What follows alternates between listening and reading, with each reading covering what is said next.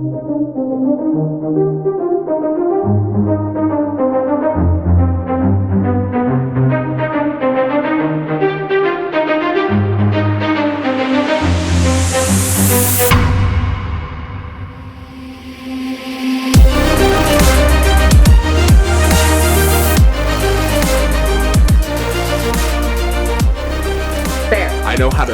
been editing these. Contrary to popular belief. How long have you been editing these? It's forever. I've edited all of these except the first one and like the watch along. Yeah, but what time period have you been editing these for? What? A year. I'm trying to say that it's our year anniversary. That's right. It's March 21st when this comes out, and if you're listening in on release day, our 1 year anniversary is tomorrow of our first episode, so that's fucking cool. I wasn't gonna bring that up until later, but hey, it's a good cold open, right? I literally just spent 10 minutes writing this whole fucking outline of how this pod's gonna go, and you just shat on it. Just a big... That's where that toilet paper roll went. I'm going to leave that in and make no further acknowledgement. So, Cody, welcome. Yes. Before I ask you, this is an episode of Soon to Be a Major Motion podcast. We are your hosts, Codie Beck and Billy Beck, and this is a podcast where we watch movies that were based on books, and we read books that were made into movies. Wow, that was really well done. I thought about that at the library the other day. Ooh. Yeah. So how have you been since our last episode? Been good. Nothing too major happened. I have started a new challenge for myself in The Sims 4. So I've been doing that in the evenings. It's been fun. Is that why I hear dice rolling all night? Yes. Why are you rolling dice, Cody? So there's a creator that I follow on TikTok for now. Until they ban it. Yeah. Her name is Hip Hip Renee. You should follow her. She's delightful. She does not know this podcast exists. She will never hear that. Nope. But she does a challenge she calls Roll for Build, which is where she will roll dice and it determines what she builds. And it's like the size of the house, how many Sims live there, the design, the color scheme, all that kind of thing. And I am not particularly strong at building because I went straight from The Sims 1 to The Sims 4 and there's just a lot more options. So this is a way to get me more familiar with building and to challenge myself a little bit. It's also like, it's that same thing where like teachers are like, the more rules you have, the easier it is for you to do something. It's exactly like that, because it's like, oh, I can only use X. I am also the same brand of neurospicy that completely sees the appeal of like, I can do anything in this game. Dice, tell me what to do. Please don't call me out like that. Listen, like I said, I completely understand it. What about you? You have some... Oh, I've had a week. Yeah, you sure have. Almost died the day the last episode came out. Oh, yeah, I forgot about that. Because I hit a pothole on my way into work and blew my rear left tire. Luckily, and I posted a picture of it on the socials, and there's a gash, a vertical gash in the sidewall of the tire. It is gone. And I am so thankful that A, I was already in the right lane, and B, it took maybe a quarter mile to a half mile to deflate to the point where I realized it was going flat. And I was able to safely get over and decided I'm not going to work today. And I went home after I spent $1,000 getting new tires. Yay! Because my dumbass went to the dealer thinking, I've got the warranty on this car. Guess what the warranty doesn't cover? Tires! My fucking tires. And if I were to just replace the one tire, I would have had to stay there all day. And it would have cost me, I think he said $350 or $400 for the tire. The cheapest tires for my car are $200 a piece. Yeah, also they don't recommend that you only replace one. Yeah, I wouldn't have replaced just the one. But if I'm already going to have to spend minimum $400, I'm going to just, get a fresh pair of shoes on the car and go from there.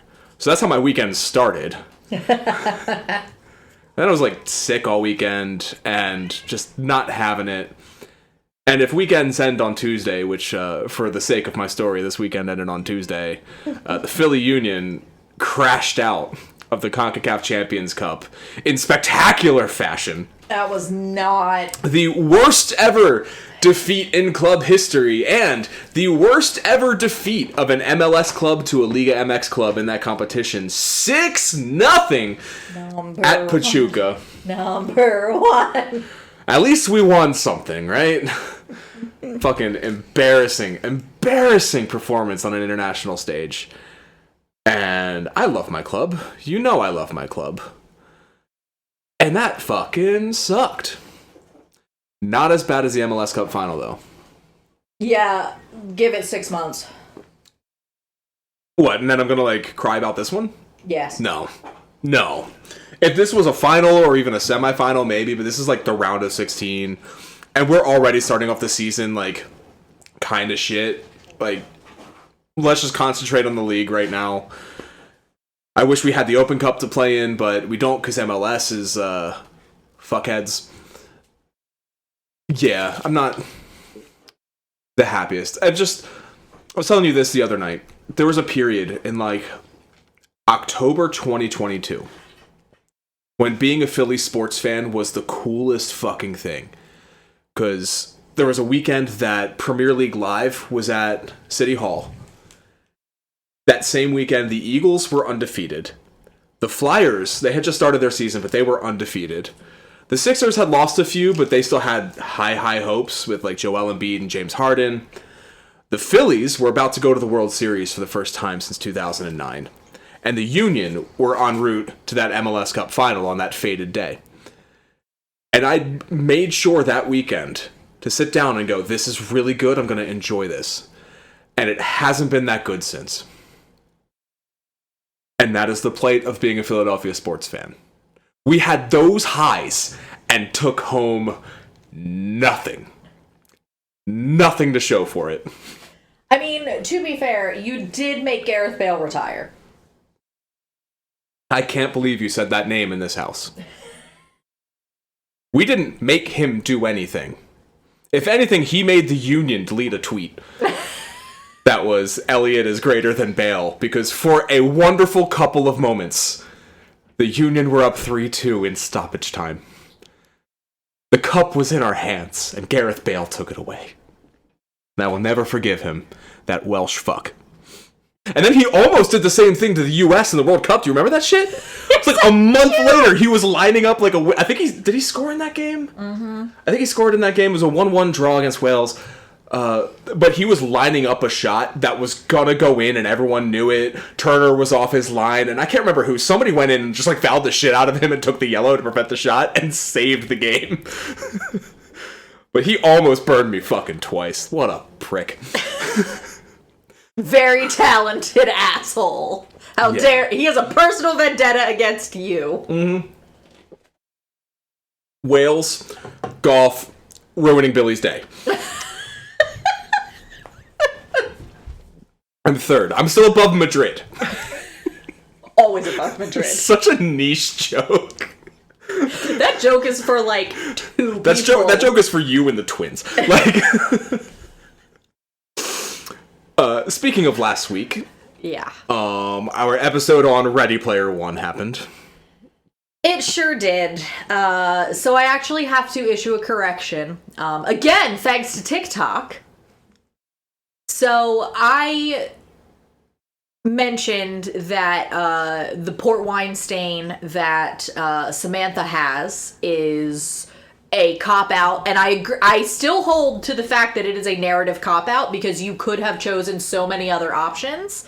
However, I will say I did see a video from someone who has a port wine stain, and they explained that it is actually considered a lesion or a growth, I'm not sure which, and it is considered progressive, so it can spread across your face or body wherever it starts, and you do have to have surgeries to correct it. So I will admit that a port wine stain birthmark is more disabling than just being, like a mole or a birthmark or whatever. Still fucking hate that book. Yes. Thank you for issuing that correction. It was very, very brave of you, and you should be celebrated for getting something. I don't know where I'm going with this. That was unnecessarily aggressive. I know. I don't know where I was going with that. Last week we did talk about on that episode what robot and car and spaceship we'd have, and we should have put it forth to our audience to let us know what theirs are, but we didn't because we're not good at this. We've only been doing it for a year. We're still babies. Yes, not even a year yet. But one of our listeners, good old Mark, did actually reach out, and he was like, hey, do you want to know what mine are? And I was fucking, yes, absolutely. So, Mark, were he in the Oasis, his robot would be Megas XLR. Excellent choice. I don't know what that is. I always forget that's an option. It used to come on, the reboot of it used to come on after Yu-Gi-Oh! On Saturdays. So Mark also was telling me that he used to watch it on Cartoon Network, and I never heard of it until last week. Part of the Toonami block. Of course it's Toonami. I could have told you that without knowing what it is. His spaceship of choice was the Aloha Oi from Space Dandy. Good pick, pick. That tracks with him as a person.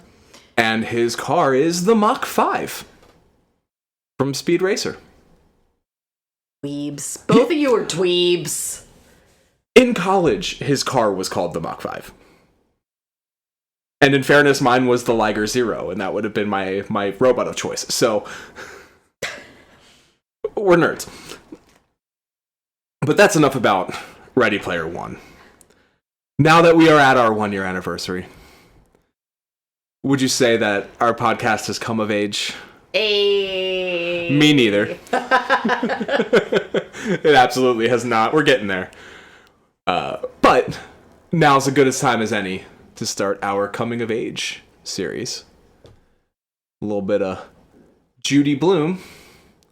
All hail Queen Judy. A little bit of Are You There, God? It's me, Margaret. So, Cody?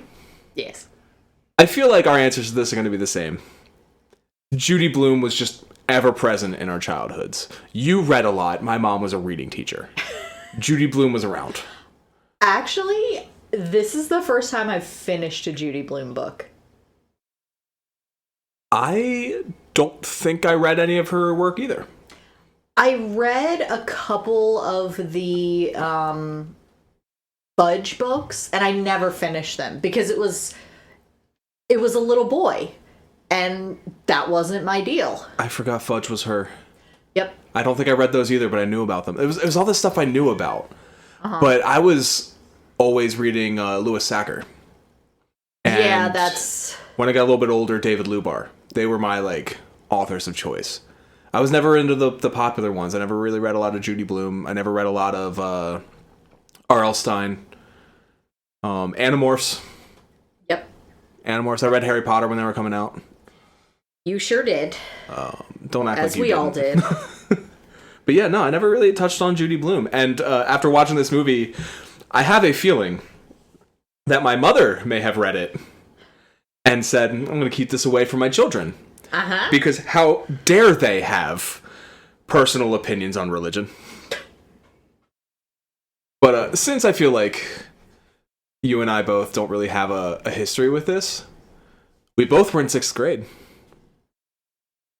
Yeah, we were. You got any embarrassing 6th grade stories? Oh, absolutely. Am I going to share them on the podcast? Yes. No. You're going to share one. Oh, you got to share one. I'll share one. I mean, it wasn't like... It doesn't even have to be embarrassing.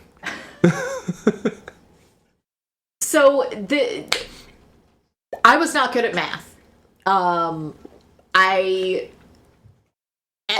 I'm better at math now, but as a child, it wasn't that I wasn't good at math, it was that math didn't come naturally to me, so I went, no. Because if I don't try, I can't fail. But my 6th grade math teacher went to high school with my brothers. Awkward. Yeah. So there was a point where I told him who my teacher was, and he said, oh, I was at the bar with her and her fiance this summer. So it was a weird thing to just know that my brother was running into my teacher at the bar on the weekends. Awesome. That's great. For me, 6th grade was the year I decided I don't give a fuck about having a locker. Because when you're growing up and watching like Saved by the Bell and high school TV shows, lockers are a big part of it. You talk to your friends at the locker before school. So the way that my middle school did things was each grade was split into 2 what they called teams. And each team had a wing in like the 6th grade wing of the middle school. So like the north end of the west wing was the gray team and the south was the red team or whatever. You know what I mean? I feel like that's like and a then universal, all your classes were kind of in that hallway or adjacent, right? Get you used to a bigger building and multiple teachers, but not freak you out and overwhelm you. So there was a 3rd team for the gifted students. Oh, honey. And that's the team I was in. So my locker was on the southeast corner of the school. And I was late to my history class almost every day for about a month. Like, not like late, like a couple minutes, but I had lunch in the cafeteria, 3 or 5 minutes, I don't remember, in middle school, to go to the opposite end of the building to my locker, and then back to the opposite end of the building and upstairs to my classroom, which was right above the cafeteria. And got yelled at for being late, and then just went, you know what? I'm taking everything out of my locker. It's never leaving my backpack. And I became that kid. And then every year, all the way through senior year of high school, when locker assignments would happen on the first day, I would decline. Didn't have to worry about it. Didn't have to think about it. I don't need one. I'll carry my shit with me. So yeah. I mean, I could go more embarrassing. But I blocked out a lot of 6th grade because of the bullying. Anyway! I mean, do you want an embarrassing story from 6th grade for me? Not from you, but to those of you listening. If you have any awkward or embarrassing stories from your 6th grade year, send them to us at soonmajorpod@gmail.com, and we will happily air your dirty laundry on this podcast. Please share, please. We would love some. And if you don't send any, we'll make some up and attribute them to you. And you'll have to deal with the consequences. So somebody please send us something. Just threaten our listeners. I will tell stories from my childhood and put your name on it. You don't want that. No, you really That is don't. not something that anyone wants to have. I've heard about his childhood. You don't want it. So anyway, you read a book. I did. What book did you read? I read Are You There, God? It's Me, Margaret by Judy Blume. And in a sentence or two, what was it about? It was about a little girl named Margaret Ann, but she mostly goes by Margaret. Her family moves from New York City to the suburbs in Jersey, and it is about her experiencing a new public school for the first time and all the trials and tribulations that come with early puberty. Wow, that sounds like a fun book. If only they turned it into a movie. Oh, wait. They did. Hey! Released in 2023. Are You There, God? It's Me, Margaret. Let's watch a trailer.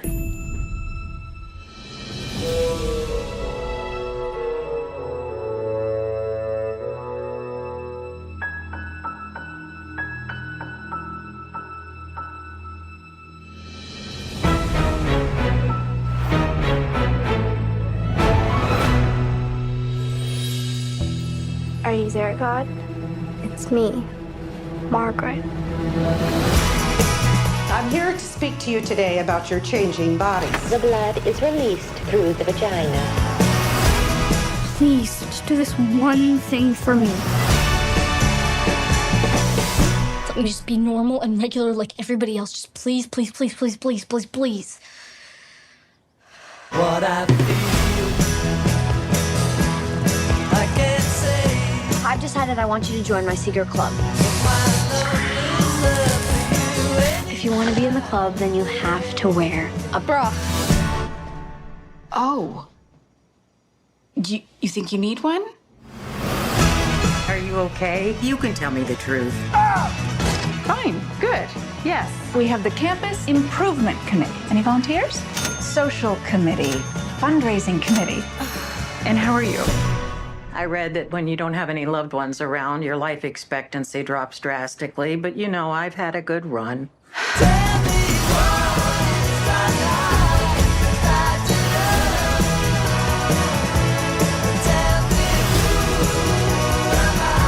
Gets tiring. Trying so hard all the time, doesn't it?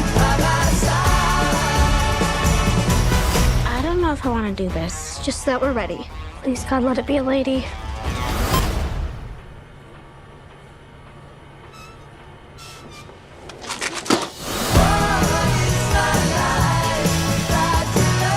Do you think any of us will look like that when we're 19? We must increase our bus! In the last days of summer before her 6th grade year, Margaret and her family move from the Big Apple to New Jersey. Ugh. There she meets Nancy, a controlling yet nice girl who invites her into her secret club alongside Gretchen and Janie. Over the course of the year, the girls eagerly await puberty and all that it comes with.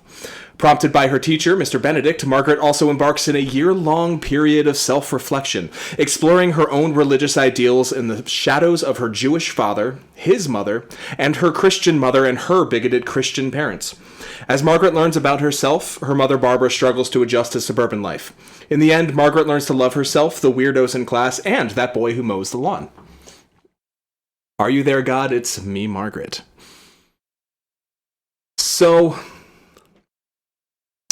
I don't know how long I'll be able to go without saying it. This movie's fucking amazing. I haven't heard you react like that to a movie in a long time. This movie hit me like a fucking truck. You were cackling for like a solid 90 minutes. Like that last bit of the trailer, it's kind of hard to tell what's happening because it's just the audio of it. But Janie and Margaret are buying sanitary pads for the first time. Sanitary napkins. Menstrual pads. Tampons. Not tampons. Not tampons, you're right. I don't know. I don't have a vagina. That's a bit in the thing that talks about... Never mind, go ahead. But anyway, I'll explain it. they're so nervous because it's a weird thing to do for the first time. You don't know how you're going to get judged when you're that age. And they peek around the corner and there's a nice old lady at the cash register. So they're like, fine, it's a lady, we're good. And as they start walking over, her cover comes in and it's this guy named Todd or something. And he takes over... And they put the pads down on the conveyor belt. And it's only like 3 feet long. He can reach out and grab them, but no, he flips the switch and the conveyor slowly moves them towards the register. It takes forever, and in a panic, Margaret throws a box of Tic Tacs onto the pads. As if they came in here for those too. I was dying. And then outside of it, Janie is like, what's up with the Tic Tacs? And she's like, I panicked! And it's so fucking funny. In the book, she buys a comb. Oh, God. But, like, something about... And from my research, and I think from what we've talked about off mic, the film is very, very closely adapted to the movie. Or yes. to the book. Yes. The plots involving her mother are pretty significantly added. And I know there's some bits and bobs cut. And there's a lot of stuff that's like, not a lot, but there's some major things that are switched, but they all still happen. Yeah, like I know that they cut a lot of scenes in the classroom. So you don't really see a lot of the other kids outside of the main foursome. Which, like, when you're that old, is that not, like, what... Even when you're in school, you're not really thinking about school, you're thinking about your friends. Yeah, you've got your cliques and everything. And that's something that I feel this movie did so well, was just capture what that age is like. Just perfectly. Every scene, I either laughed because I knew kids like that, or cringed because I was that kid. Every scene of this movie. When I finished the book, or actually when I started the book, I remember coming home and telling you I am just as uncomfortable as when I read Ready Player One for exactly the opposite reason. Mm-hmm. It's like, I honestly can't tell because I know you and I know you don't like cringe comedy and secondhand embarrassment, so I'm not sure if you would love or hate this movie. Probably both. Because there's a lot, like, I don't have the same owning a penis. There are some aspects of this movie that did not occur to me when I was 11. I didn't have my first period until well into my 20s. So, like, that kind of thing I can't relate to, but, like, the sex ed class, like, that awkward video, and I still remember, it wasn't the you're getting old going through puberty talk, it was a little bit later, it was the miracle of life in high school, which is, you know, the video of the live birth. And there was that one shithead in class. We had, of course, that day we had to have a substitute. And this one shithead, like, made her fast forward because he's like, I want to see the pussy! And she was just, like, over it. She's like, okay, I'm going to fast forward to the birth. And, like, that kind of weird shit, like, just really, like, that the same energy is all over this movie. So, being an adult woman, and just, she's so desperate through this whole movie, through this whole book, she wants boobs, she's praying to God to give her boobs, and she wants to get her period so bad. And me, in the future, as a woman who has had her period for, you know, going on 24 years, yeah, do that math. No. I'm just like, honey, no. Honey, you don't want it. Once it comes, it doesn't go away. With the exception of the height, you're that one girl in class. I was literally Laura Denker. I was like, thank God at least some of the other girls in my high school had, or some of the other girls in my 6th grade class had boobs, but by far, like, I was a C cup in 6th grade. That's not something that you want to be. Something I find fascinating, this just came to me. The secret club, which I don't recall having a name in the movie. They were the preteen sensations in the book. I'm so glad they removed that from the movie, because that's terrible. They come to it after, like, a good hour of trying to come up with a name. It's delightful. And they refer to each other. They also have special names that they're supposed to use for each other. So many rules. Margaret is Mavis. It's just, my point, though, Mavis. Oh, God, the 70s.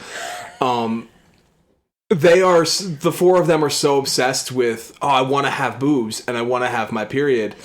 And none of them talk to Laura Denker. They all ridicule her because essentially 6th grade slut shaming. Yeah, because they're jealous. And it's so, yeah, that makes sense, actually. It's the jealousy and the insecurity, and it's also because, she goes behind the A&P with the boys. And it's like, by the time that finally comes up in conversation with Laura, when Margaret is grumpy and just starts shouting these accusations at her, we already know that Nancy is not the best source of information. But here, like, Margaret having the self-awareness to realize as soon as she says those things, she's like, wait, Nancy is the one who told me that. Why should I believe what Nancy's telling me? And especially finding out, like, Laura is, like, a devout Catholic. Mm-hmm. And then you get from Laura's perspective, her being like, basically being like, what? I don't control this. Why are you guys so angry at me and so mean to me for the way that I look? Mm. I think it's just, I didn't have, so my childhood wasn't quite like that as far as, like, friend groups go. It wasn't that I didn't have friends at that age. I did. You just refuse to believe he exists. He doesn't exist. But that just is gonna sound like I'm bullying you. And actually, like, I don't think I knew him in 6th grade yet. I don't think we met till later. Yeah, convenient. I'm not gonna name him because he is real and I don't want to blow up his spot. He's not real, but I appreciate your commitment to the bit. Fuck you. For the record, I'm not saying that he has only imaginary friends. I'm just saying this specific one is imaginary. But the point I'm making is I never kept the idea of growing up just amongst myself and my friends. Because I had an older sister who was 2 years older. Mm-hmm. And she and I would talk about things like if, my body's changing, like, we'd, talk about it. And I was okay talking to my parents about some of those things. And part of that has to do with, like, the other half of this movie, because there's, like, the physical puberty and a spiritual puberty happening in this movie, like, simultaneously. Yeah. And I was at a point in my life then where I thought my spiritual puberty was done. When in reality, I didn't have it until, like, the last 6 years. Oh, God. To be in 6th grade again and just have that absolute certainty of how everything is going to go. I know. Like, I haven't kept it secret that my father was a pastor, was, in the past tense. He knows what he did. So, like, at that age, I was at church 3 times a week. Sometimes 4 if, like, there was children's choir happening around Christmas or Easter. It was, most of my social circles were people I knew in church. And while I was in public school and got the public school sex ed education, I also got the Christian Sunday school sex ed education. So, yeah, little bit different. Meanwhile, I also had older siblings. But they were much older. My sister is 10 and a half years older. My two older brothers are even older than that. So I was, it was kind of hard for my mom to be like, so don't have sex till you get married. Because she was on her second husband? Yes, she was on her second husband. My dad adopted the older 3. But also, like, I had my first nephew when I was 8 years old. So I got the birds and the bees talk real early. So there was always kind of like, I knew I had a very specific education on the subject. So I didn't have that kind of like naivete or innocence that Margaret has. But I also remember, even though I did have that like level of education, I still remember being 11 and being like, oh, what would you like to kiss a boy? Yeah, like, I don't remember going as far as practicing kissing, like you see in the movie, like on the things. Pillows. But I looked forward to my first kiss with a girl. Took a while. I definitely prayed to God to make me be normal. Oh. Yeah. Which that happened in the trailer. You heard that. Uh-huh. Yeah, that hit real close to home with me. I feel like we're going to spend more time tonight talking about like our own upbringings instead of the movie itself or the book. But that's kind of what Judy Blume did super well with the writing, is make it so relatable.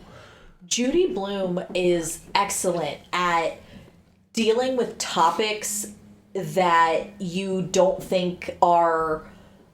Like, how do you break down an interfaith marriage and the abandonment or disownment of a child in a way that your child understands it? Yeah. And Judy Blume is a master at kind of putting everything into a child's perspective so that as an adult or as the older person reading it, you can see around the edges. Like, her mom is obviously profoundly sad at the loss of her parents. Mm-hmm. And even though they love each other, it's still really tough. And then you also can see, like, as much as they appreciate what Grandma Sylvia does, you can also see that wearing on after a while. Because, I mean, you've got stereotypical Jewish grandmother who is affectionate but also there all the time. Mm-hmm. And as someone who, moved 3,000 miles away from my family to escape them. I can't relate. No.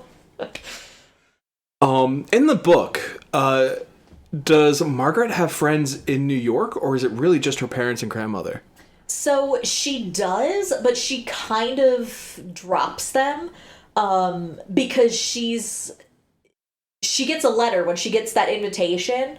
She's like, oh yeah, I haven't even sent anything to my friends in New York to say that what our new address is, so it couldn't be from them. So it's just kind of that like out of sight, out of mind thing when you're, 11. Yeah. Can relate, actually, because we moved about a half hour in Pennsylvania terms when I was 8 years old.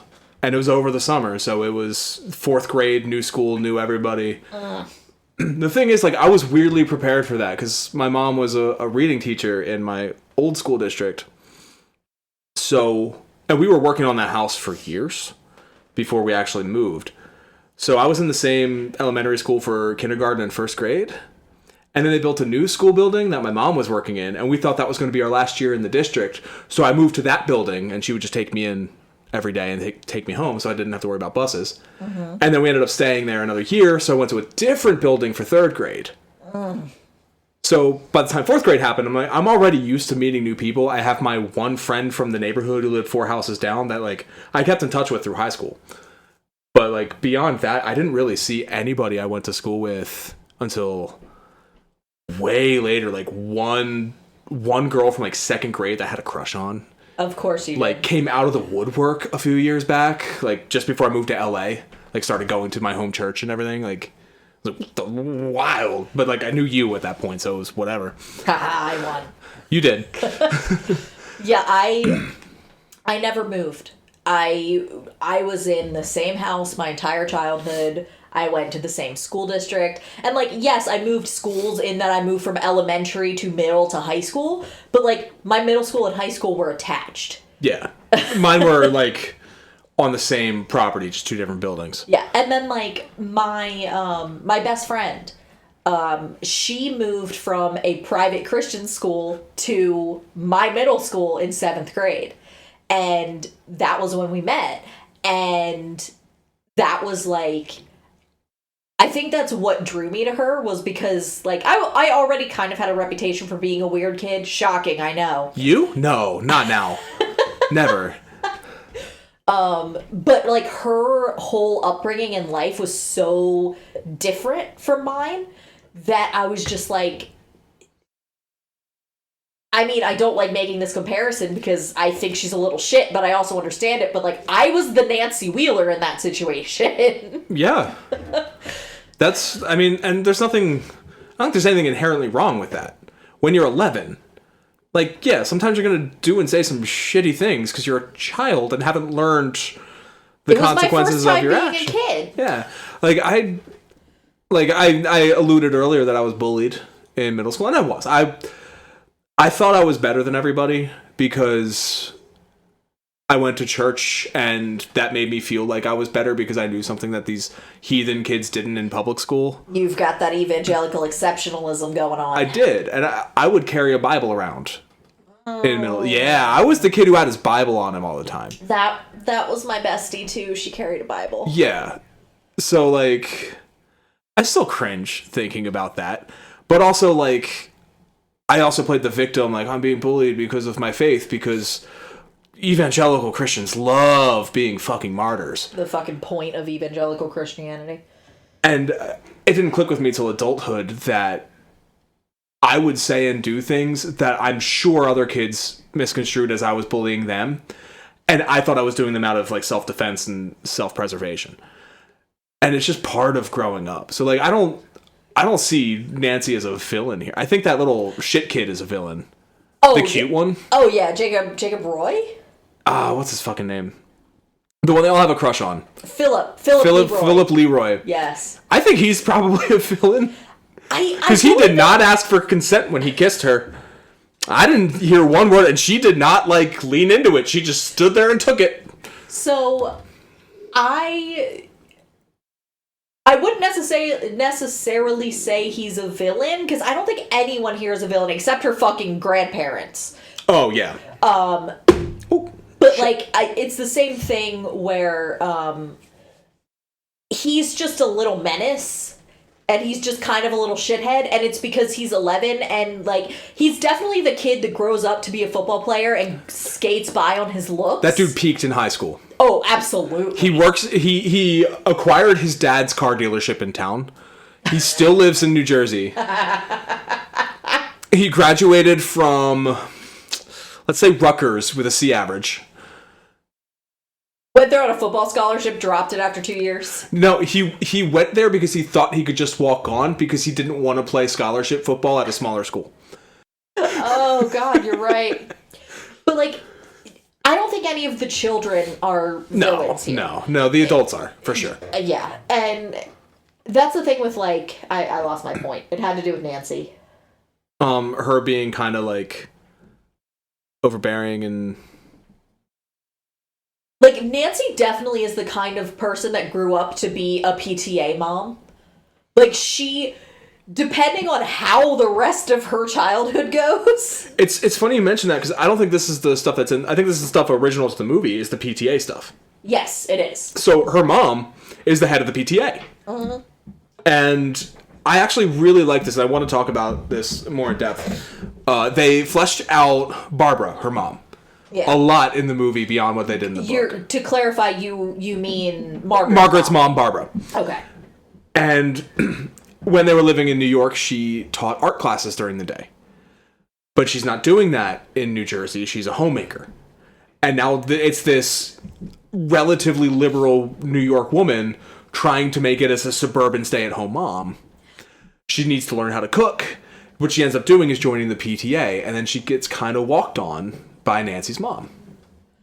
One of the things that I noticed, because we were finishing dinner as you were finishing the movie, so you had headphones on so I couldn't hear it, but I saw that, like, the women of New Jersey were very, like, 60s styled, whereas Rachel McAdams was styled very much like 70s. That was 100% a choice. Yeah. I didn't get any, like, real research from the costume makeup department on that, but you're not the only person to notice that.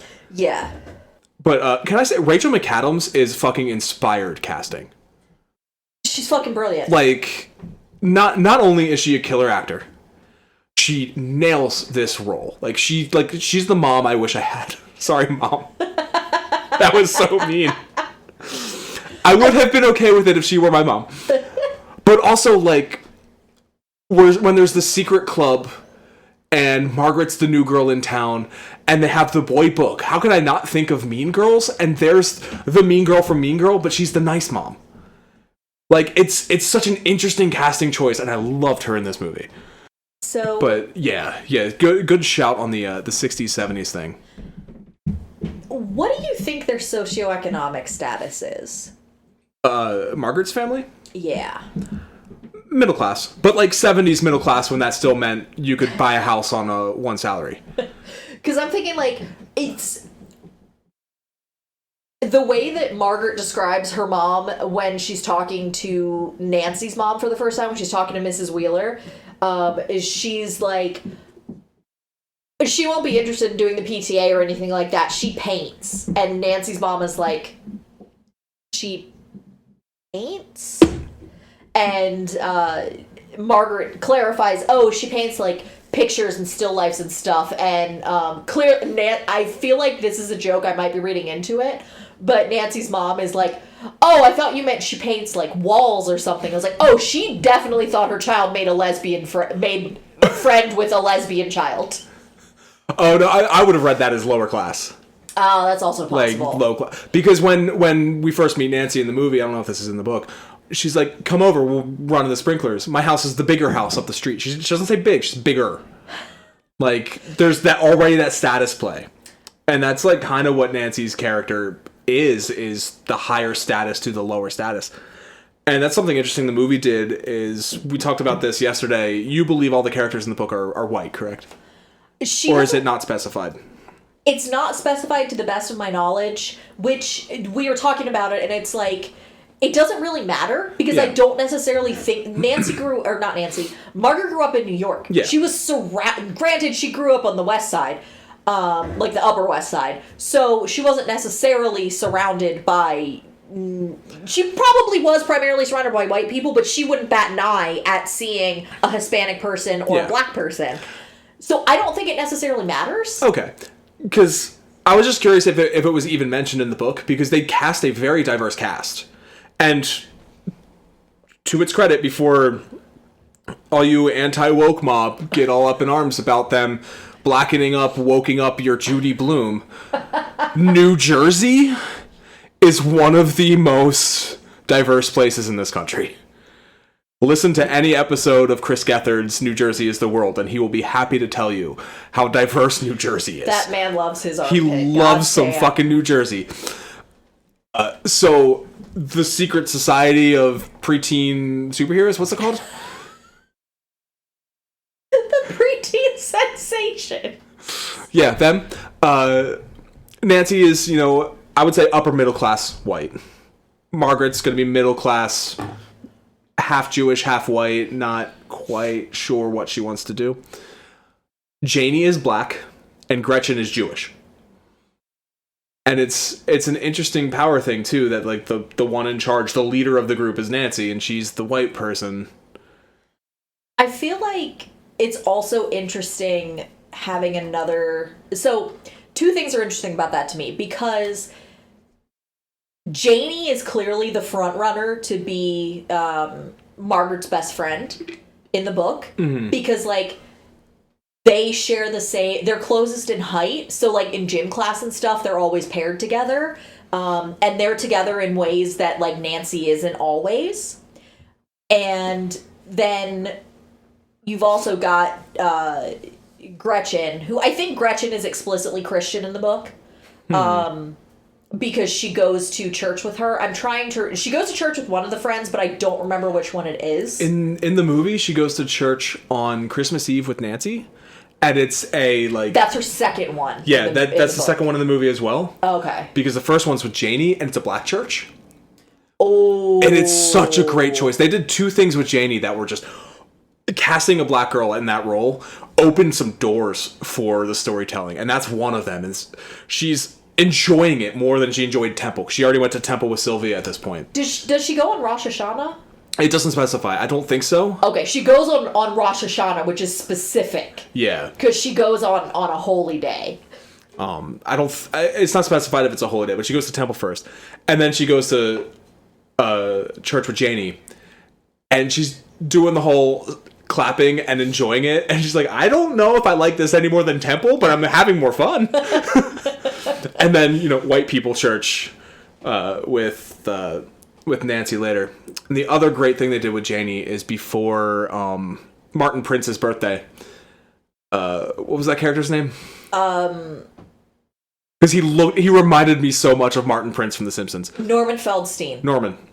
When they're getting ready for his birthday, they're showing the four girls get ready. Uh-huh. And Janie is straightening her hair. Oh. So her mom's got her over the sink, she's heating the metal comb, and she's doing the whole routine. And I was like, that's such a lovely touch, where you're not just casting a person of color to cast a person of color. You're doing it because you're able to expand on the story. And now a young person of color in 2023, 2024 can see that and go, okay, my experience isn't unique. Because her experience is like my experience. Even if she's not the main character, she's there. And it's still like that, what you want with representation, right? Yeah. And I really, really appreciated that moment. Going back to Nancy, she absolutely became Angelica's mom from Rugrats. I'm not fucking wrong. You're so right. She became... Not Cynthia. Cynthia's the doll. Fuck, what is her name? I don't remember. I don't remember her name either. But she absolutely became just the high-powered 80s executive. Do you think she and Philip Leroy ever hooked up? Oh, God. Like, they absolutely did it in the back of, like, an 84 Camry after, like, Homecoming. I don't think they did. I think she was done with Philip Leroy by the end of this year. Because he's such a little shit He's the such a whole little prick. time. He's like shooting spitballs on the ceiling at the party. And they're all like, oh, he's so dreamy. And Margaret's like, he's a little puke. I do love that the 14-year-old boys, like Nancy's older brother and Moses Freed, is that his name? Moose. I like how I'm gonna embarrass you, It's by the Evan way. and Moose, right? Yeah. Yeah. I'm gonna embarrass you a little bit here, I'm sorry. It's alright. I like how one of the things that she describes is she's like, I like his hair, and I like the way he smiles and says his name, and I also like how one of his front teeth is a little bit twisted. And when we first met, you had not done Invisalign yet, and that was one of my favorite things, was that you had a really cute smile, and also one of your front teeth was a little not straight, and I thought it was really charming and cute. Well, give it a couple years, because my retainer broke. It's going to move back into place.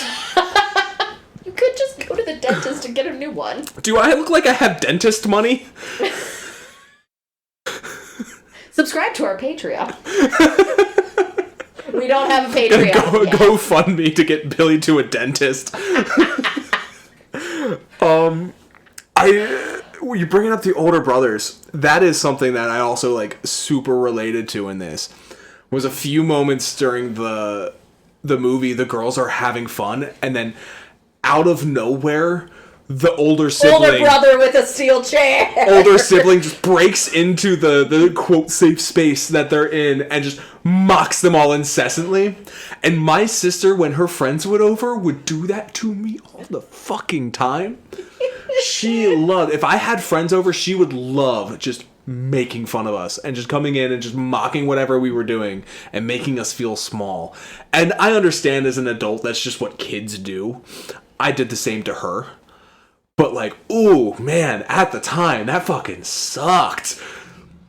Despite having older siblings, they were all out of the house by the time I had friends that were coming over. My sister's 2 years older, not 20, so... So yeah, like... I got the benefit of having siblings and being an only child. And also absolutely had crushes on my sister's friends. Can relate. So...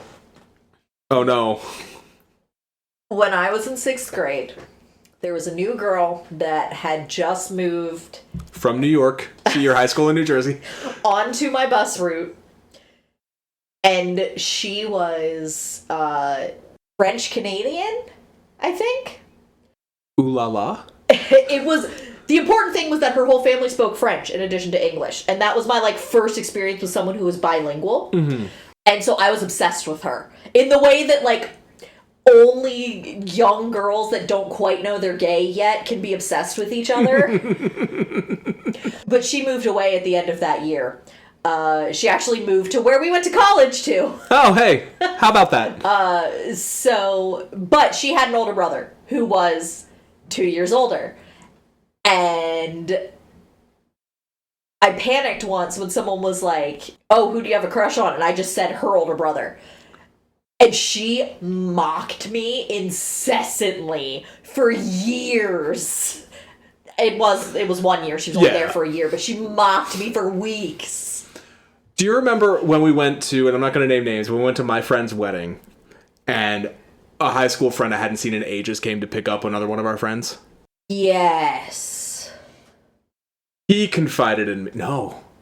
That wasn't him. Never mind. Haha.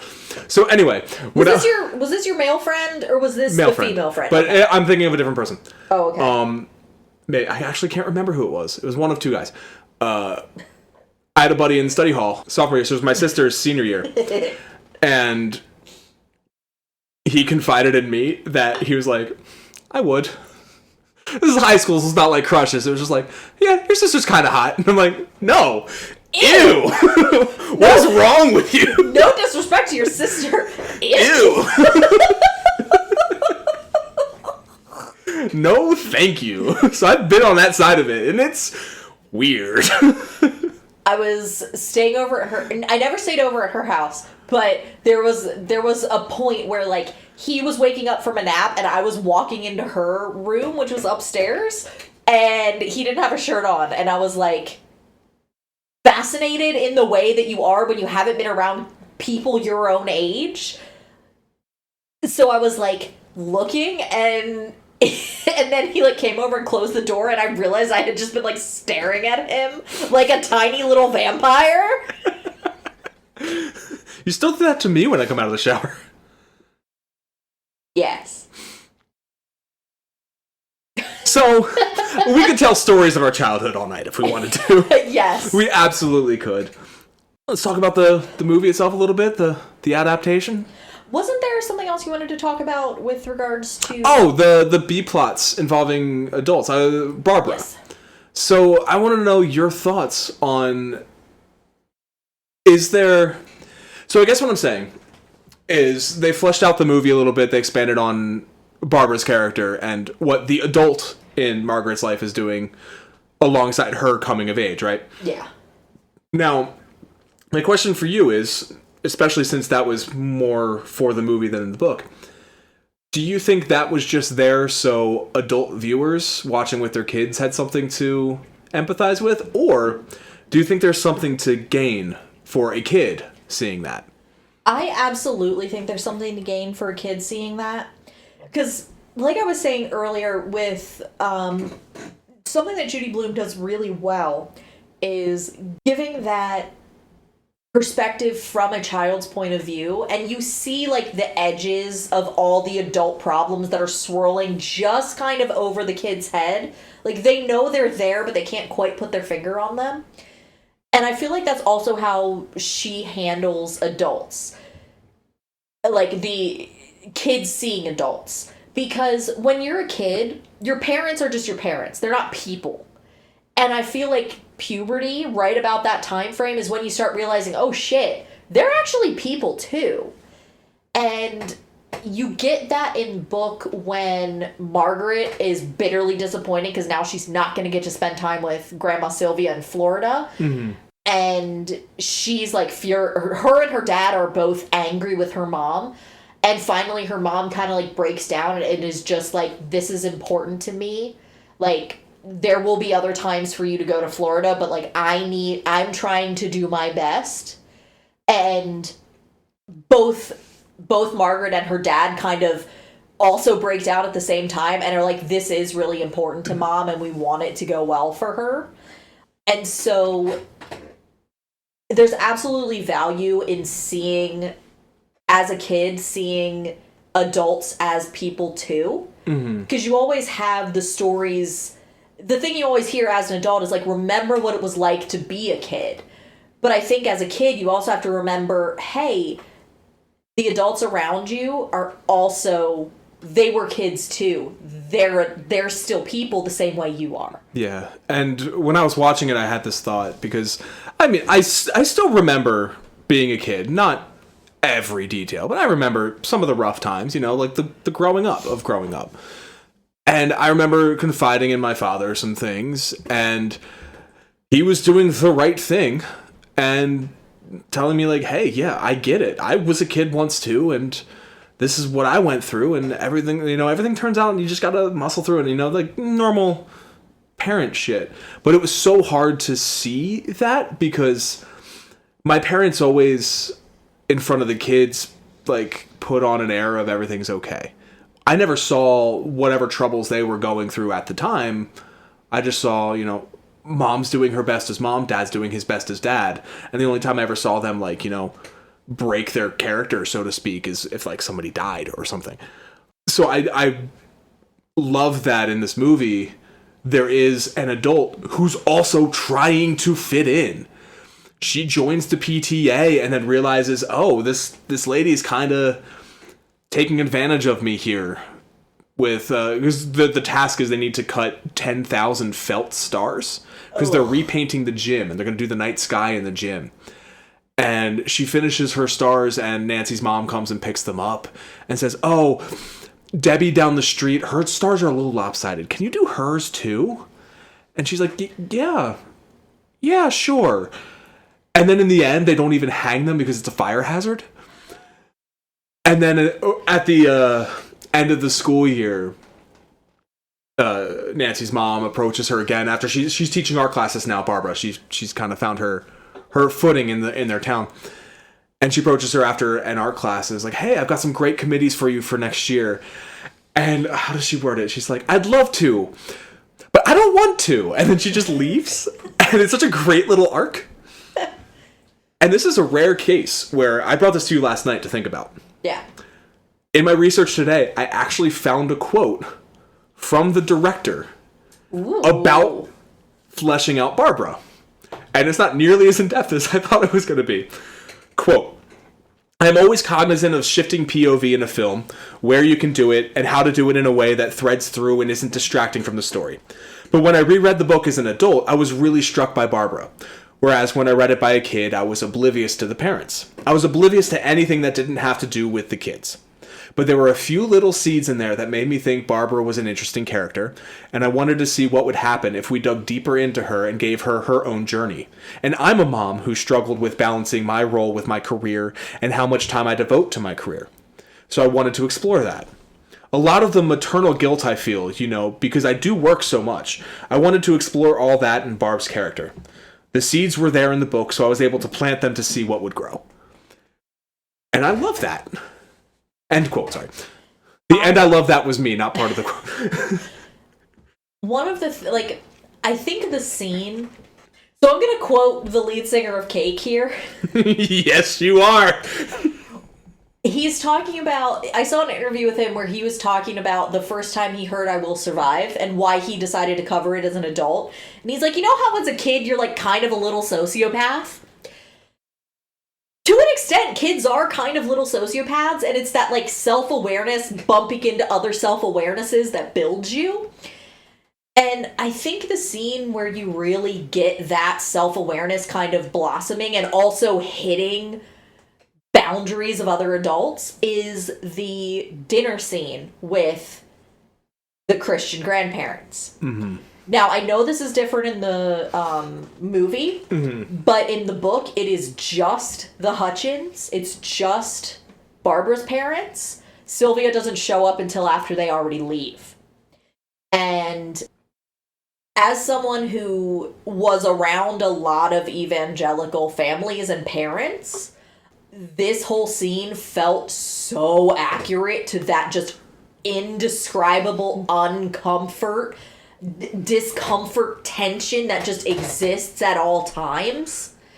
And you get in the story, Margaret actually says that both she and her dad kind of ask her mom, why are you so, why are you trying so hard? Why are you, pushing so hard for everything to be perfect? And she's like, I need them to know that I don't need them and that I'm doing fine without them. She, I think in the movie, she actually, cooks the dinner and everything. Mm-hmm. In the book, she hires someone to help.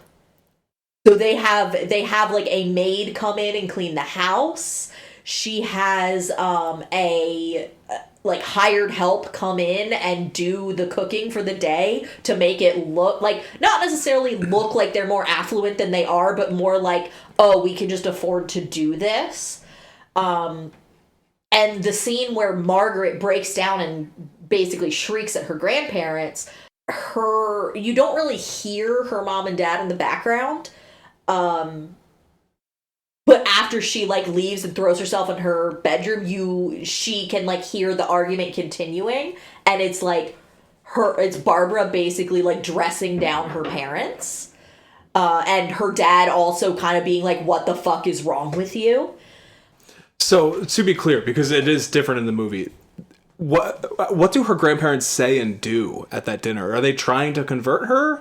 So basically, they find out that she has gone to church, and they're basically haha, we told you she was a Christian the whole time. You were born a Christian, you will always stay a Christian. And Margaret, that's the point where... Oh, that's so fucking real. And that's where Margaret is I don't need God.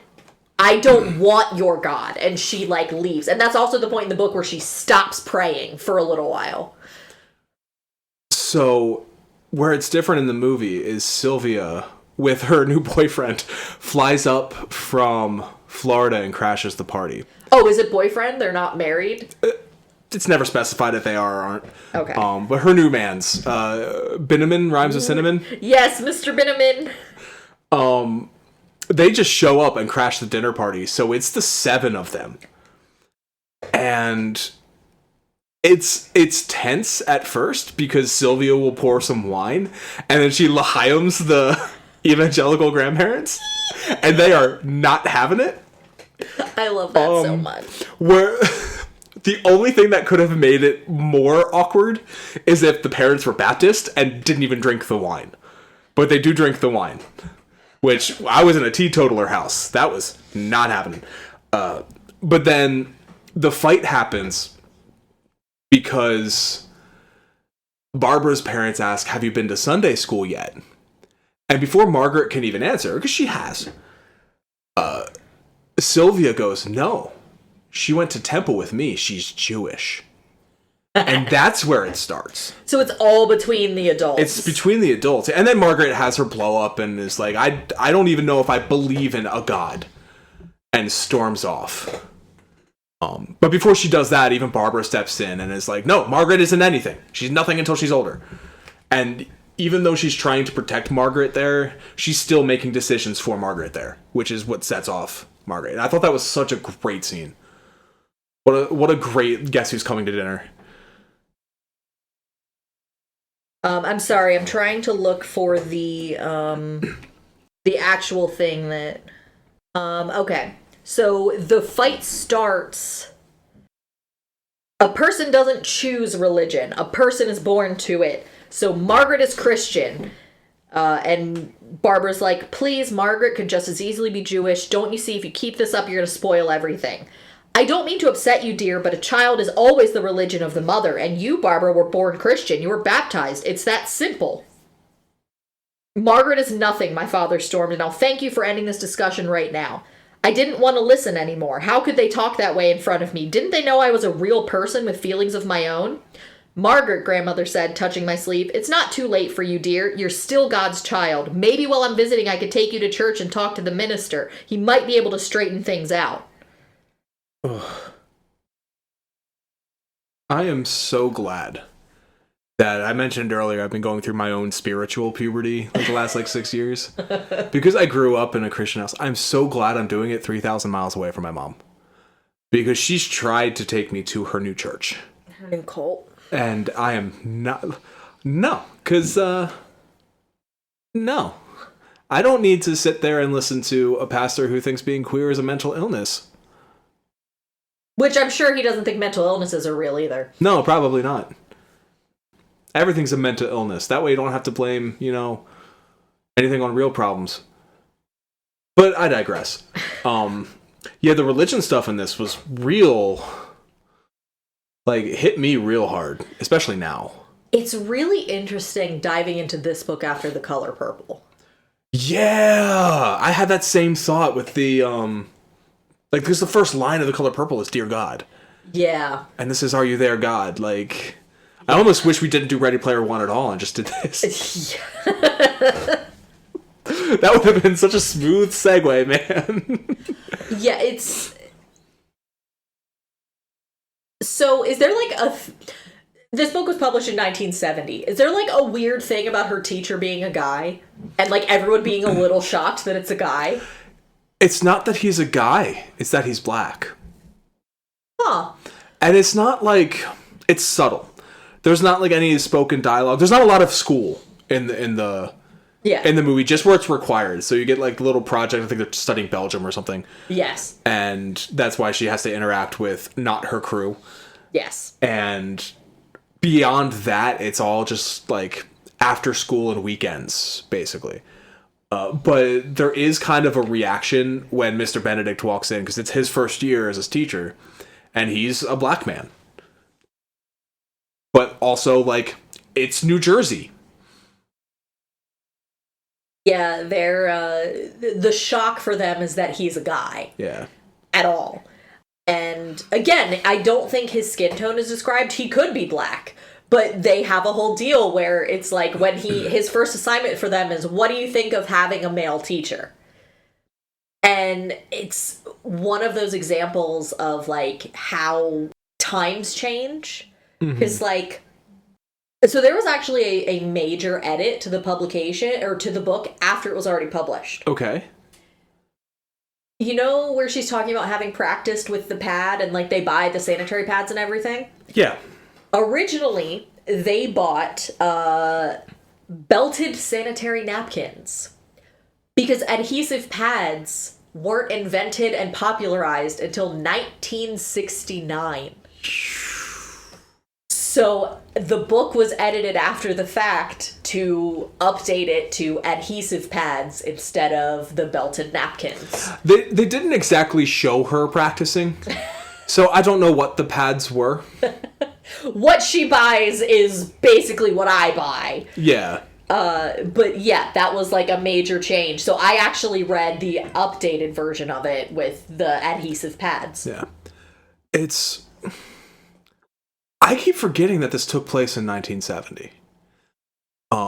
You know, we brought this up last time, and you and I have a saying where the only period piece is one made about the period it's made in.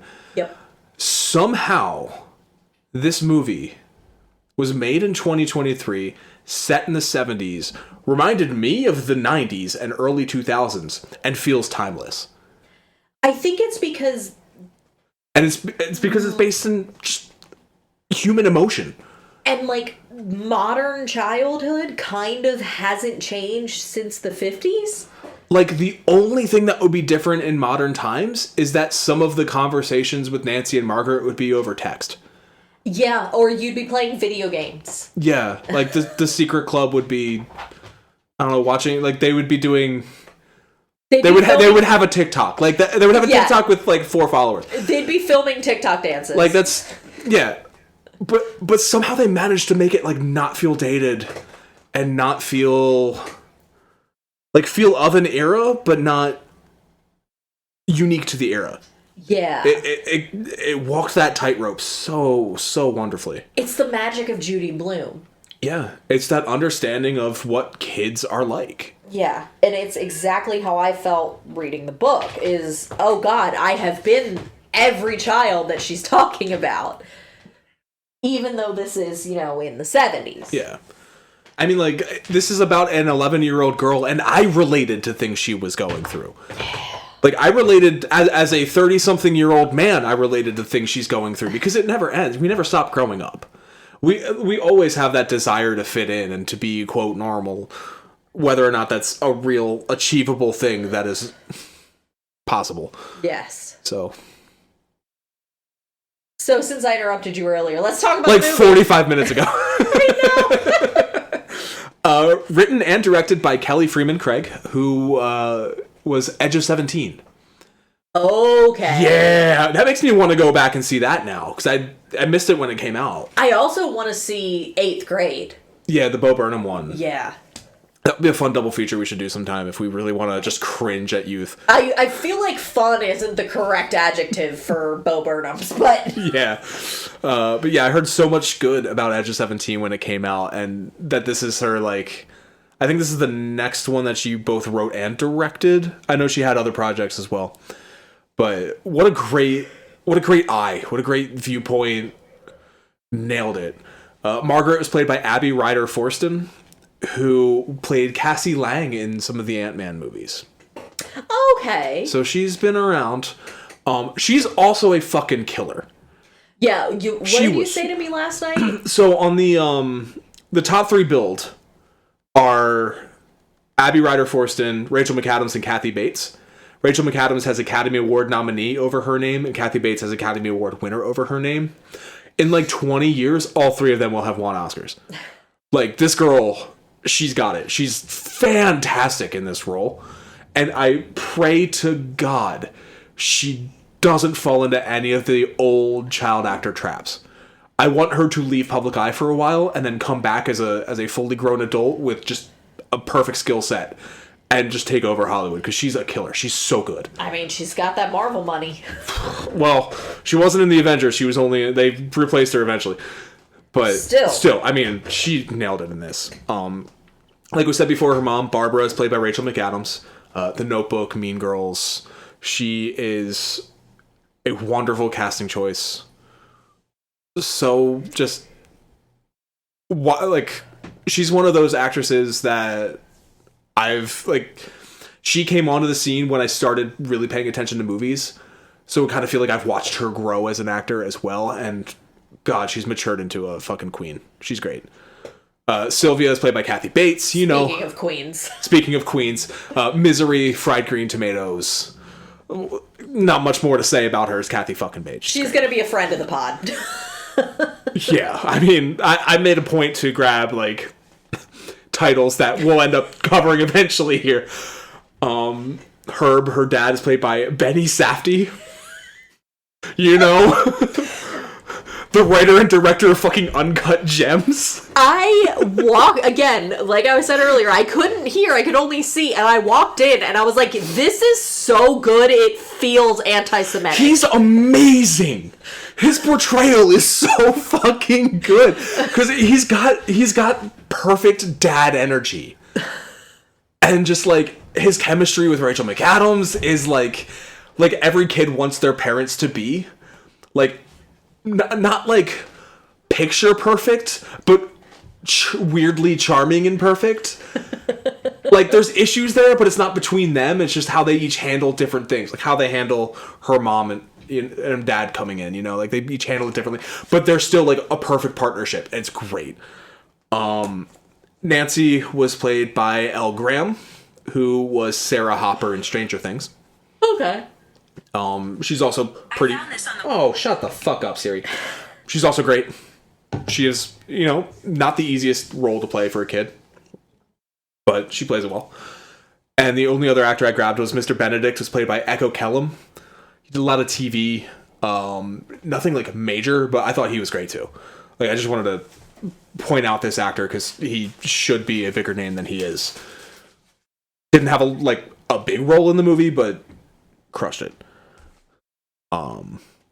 Yeah, I can't. Where Are They Now, these kids? Because Where Are They Now is still on set. Like, this is a new movie.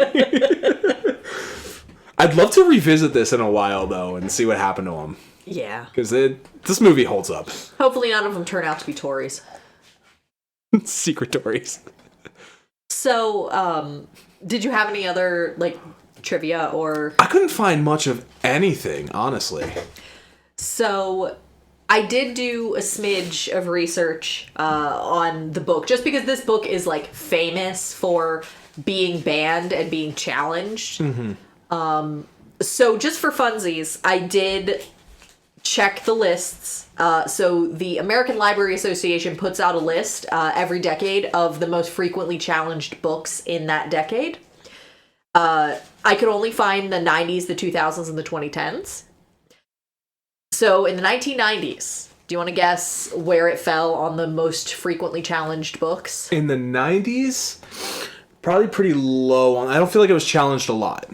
It was both lower and higher than I expected. It was 60th on the list of 100. In the 2000s. I feel like the 2000s would be even lower. It was 99th on the list. Damn.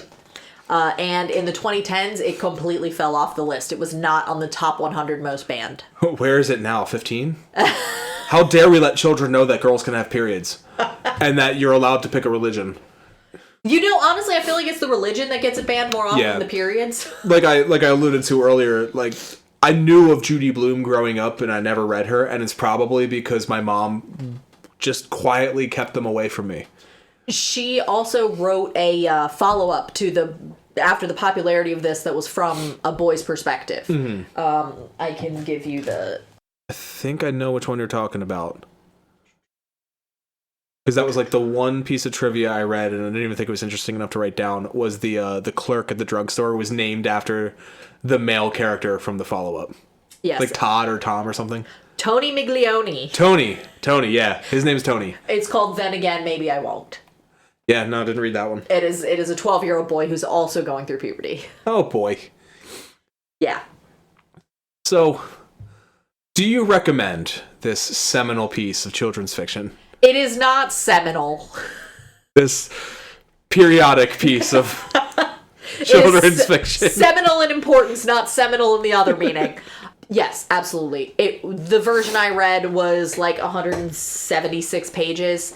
It is a breeze to read. I think it took me like 3 hours, maybe. Judy Blume is just a delight.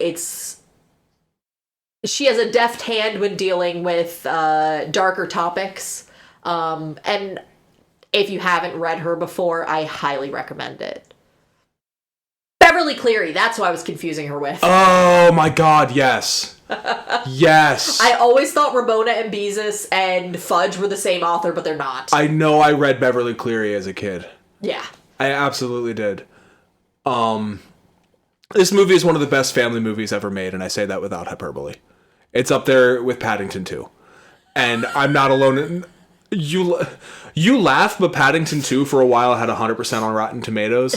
This has a 99 with an average score of, I think, 8.4. This is one of the best family movies ever made. It is 102 minutes. It's a fucking breeze.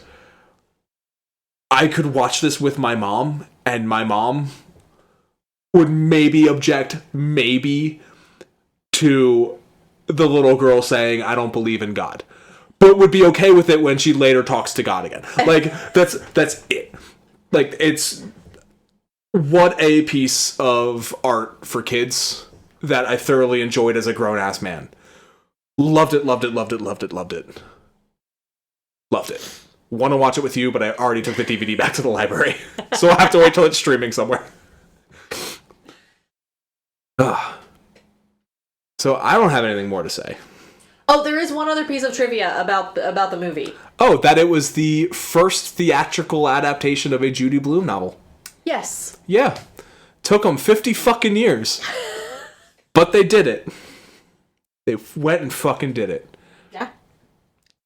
Next time around, it didn't take them nearly as long to adapt this one.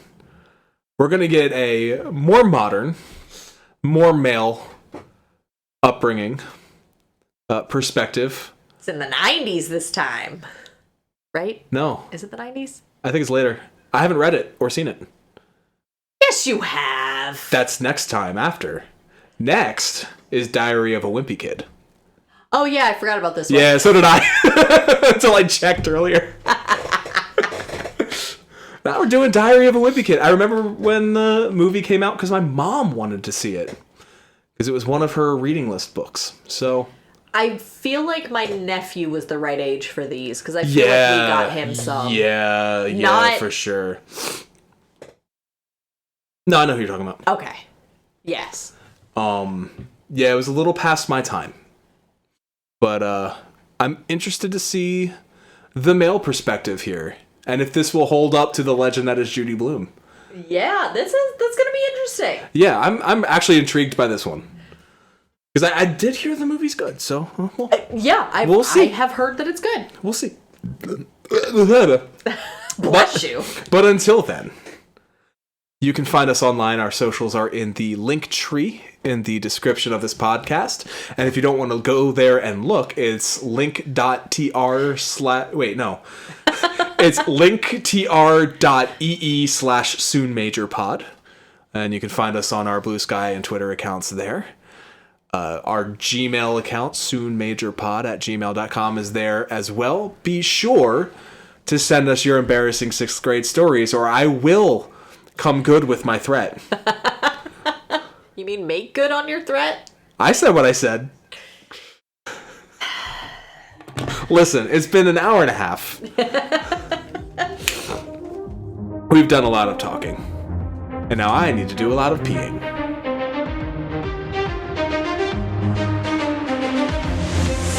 Thank you.